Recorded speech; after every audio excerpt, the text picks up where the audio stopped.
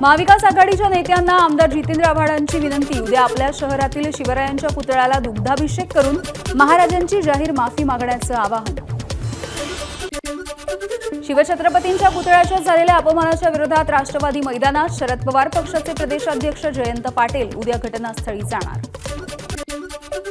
शिवरायांचा असा अपमान मुघलांनी सुद्धा केला नाही। महाराजांचा पुतळा कोसळल्यानंतर संजय राऊत यांची सरकारवर टीका।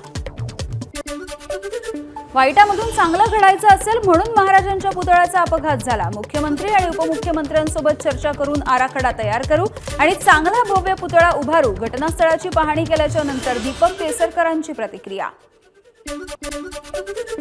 मंत्री दीपक केसरकरांचं वक्तव्य अत्यंत अशोभनीय। आमदार वैभव नाईक यांची प्रतिक्रिया। मुख्यमंत्र्यांना ठेकेदार आणि भ्रष्टाचार सोडून काही माहिती नाही, नाईक यांची टीका। ठाकरे गटाचे आमदार वैभव नाईक यांच्यासह अन्य दोघांवरती गुन्हे दाखल। पीडब्ल्यूडीच्या मालवणमधल्या कार्यालयाची तोडफोड केल्याप्रकरणी गुन्हा। समुद्रकिनारी असणाऱ्या सोसाट्याच्या वाऱ्याचा अंदाज नौदलाला आला नसावा। शिवाजी महाराजांचा पुतळा कोसळल्याच्या नंतर देवेंद्र फडणवीसांचं वक्तव्य, तर यावरती कुणीही राजकारण न करण्याचं फडणवीसांचं आवाहन। सिंधुदुर्गमधील छत्रपती शिवाजी महाराजांचा पुतळा कोसळल्याच्या नंतर नौदलाची पहिली प्रतिक्रिया। दुर्घटनेच्या प्रकरणी निवेदन जारी करत व्यक्त केली खंत। राज्यामध्ये ढासळलेल्या कायदा सुव्यवस्थेला गृहमंत्री जबाबदार। जनतेमध्ये असुरक्षिततेचं वातावरण, हे गृहमंत्र्यांचं अपयश। एक्सवरती पोस्ट करत सुप्रिया सुळेंची टीका।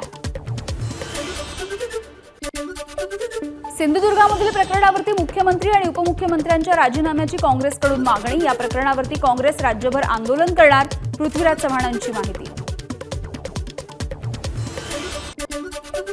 छत्रपती शिवाजी महाराजांच्या बाबतीत देखील हे सरकार असं करतंय, हे दुर्दैवी। घटनास्थळी पाहणी केल्याच्या नंतर सतेज पाटील यांची प्रतिक्रिया। राजे माफ करा, अभिनेता रितेश देशमुख याची एक्स पोस्टच्या माध्यमातून प्रतिक्रिया। छत्रपती शिवरायांचा पुतळा कोसळल्याच्या नंतर रितेशने दिली प्रतिक्रिया।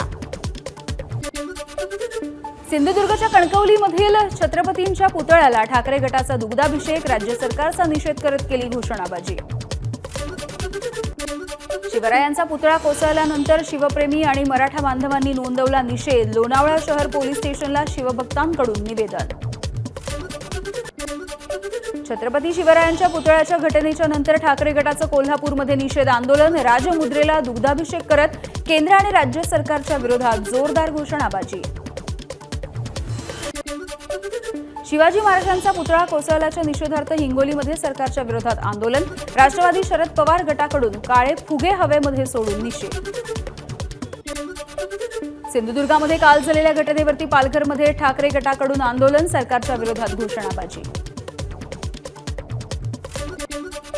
महाविकास आघाडीचा मुंबईतील जागा वाटपाबद्दल अजूनही अंतिम निर्णय नाही। 2019च्या जिंकलेल्या जागांच्या व्यतिरिक्त इतर 16 जागांवरती रस्सीखेच।